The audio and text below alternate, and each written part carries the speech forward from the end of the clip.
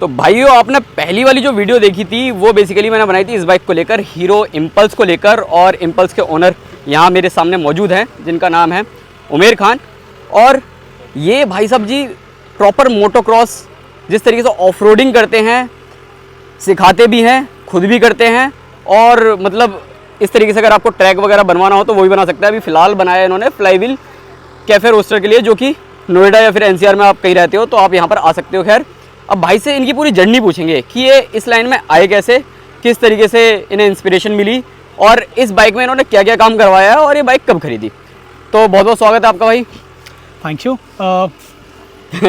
It was nice meeting you.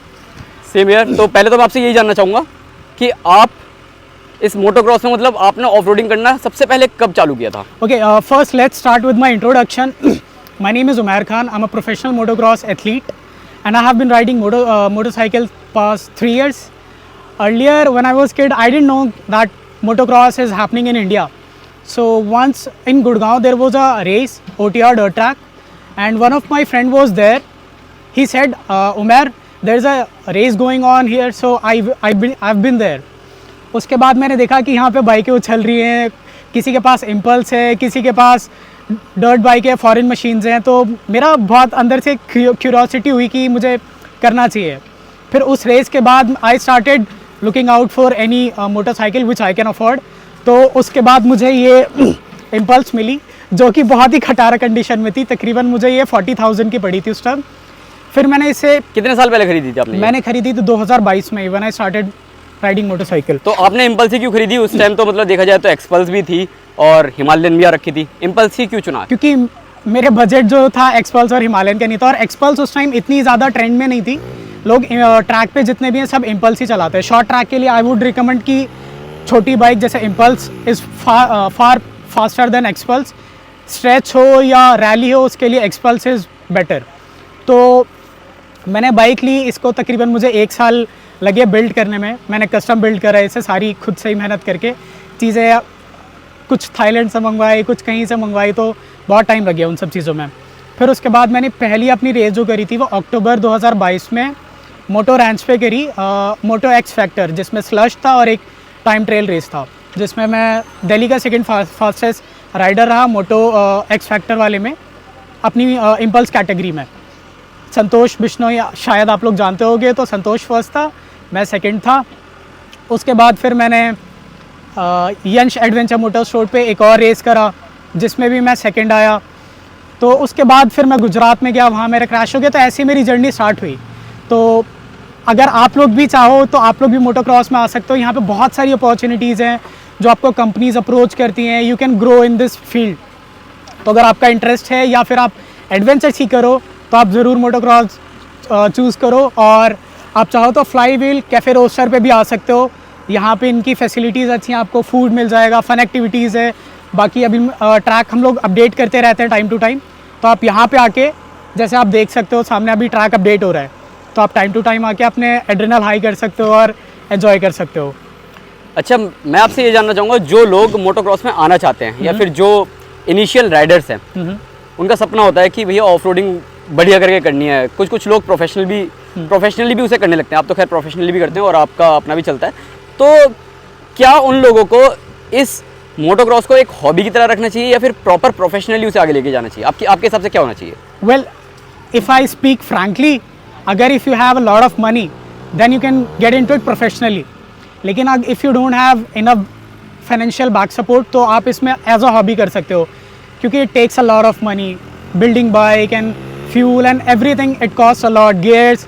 तो बहुत सारी चीज़ें बहुत महंगी होती हैं। तो अगर if you are financially well stable you can get into it professionally. आप डर्ट बाइक लो प्रॉपर, फिर आपको कंपनीज अप्रोच करेंगी, आप स्पॉन्सर करेंगे, आप रेसेस करो, आपको पैसे मिलेंगे। तो बहुत सारी अपॉर्चुनिटीज़ हैं आप लोगों के लिए, लेकिन उसके लिए फिर आपको थोड़ा सा स्टार्टिंग में लगाना पड़ेगा। और you must have a lot of skills जिसकी वजह से आप आगे बढ़ सको। अगर आपके पास पैसा नहीं है तो स्किल्स उतनी होनी चाहिए कि आप लोगों की नज़रों में आओ और आप आगे ग्रो कर सको। अभी आपकी एज कितनी है? वेल, अभी मेरी 24 प्लस है। I will be turning 25 this November. और कब से कर रहे हो आप ये? मैं 2022 से कर रहा हूँ। 2022 से, मतलब ऑलमोस्ट 3 साल आपको हो चुके हैं। हाँ, ऑलमोस्ट 3 साल हो जाएंगे। तो 3 साल में आपने कई सारी उपलब्धियां हासिल कर ली हैं और अब नेक्स्ट लेवल, अगर हम नेक्स्ट क्या मतलब बिल्कुल ही नेक्स्ट लेवल उपलब्धि की बात करें, डकार रैली। ऑब्वियस सी बात है, जो भी मोटोक्रॉस कर रहा होता है उसका एक सपना होता है, या तो उस रैली को देखे, अगर नहीं चला पा रहा है और चलाए तो वेल एंड गुड। तो आपकी क्या राय है डकार रैली को लेके? वेल जैसे आपने कहा कि सबका सपना होता है, तो मेरा भी उसमें एक सपना है कि मैं डकार चलाऊं, बट उसके लिए you must have a proper back support, कि आपके पास एक पूरी टीम हो जो आपको वहाँ पे, कुछ भी ऐसा नहीं है कि सारा प्रिसाइज हो, anything can be happen in डकार रैली। आपको कुछ नहीं पता क्या हो जाए सामने, तो you have to be prepared for every consequences. तो मेरा है सपना, अगर in future if I grow in this field और if I get any proper sponsorship from any known brand, I definitely go for Dakar. अभी तो मेरा सपना है कि पहले मैं लोकल ट्रेल्स और लोकल रैलीज जो होती हैं, Himachal rally of Himalaya, raid de Himalaya तो बंद हो गई, रैली ऑफ चंबा, सजोबा रैली, ये सारी रैलीज़ में पार्टिसिपेट करूं।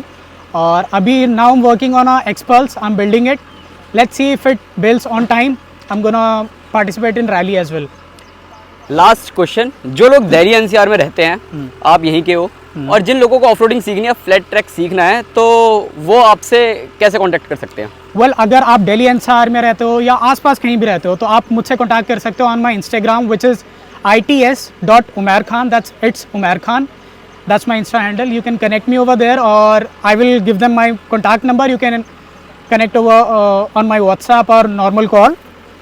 तो अगर आप दिल्ली एनसीआर में रहते हो तो I must say this is perfect place for you, for your adventure or any motorcycle enthusiast. If you have anything adventurous want to do, you can come here. Thanks Umed, thanks. You're welcome. काफ़ी अच्छी जानकारी मिली आपसे मिलके, और आपकी bike से related भी। तो टोटल कितना खर्चा हो गया इस बाइक को Well, लेकर? I bought it for rupees 40,000. Then उसके बाद इसमें 1 लाख से ऊपर तकरीबन 1,20,000 लगे। तो इसकी बाइक की जो वैल्यू है वो 1,60,000 होगी। इसमें अगर आपको ऊपर से मे भी खचाड़ा लग रही हो, इसके पार्ट्स जो है बहुत महंगे, अंदर के एक एग्जॉस्ट और CDI और whatever, it's very expensive. Already मैं इस बाइक की एक वीडियो बना ही चुका हूँ, आप देख लेना चैनल पे जाके। बाकी आप बताओ आपका क्या कहना है, और उमेर भाई से अगर आपको कांटेक्ट करना है तो ऑब्वियसली बात है, उन्होंने अपने कांटेक्ट से शेयर कर दिया, आप डिस्क्रिप्शन बॉक्स में भी आप जाकर चेक कर सकते हो। मिलते हैं अगले वीडियो में, बाय।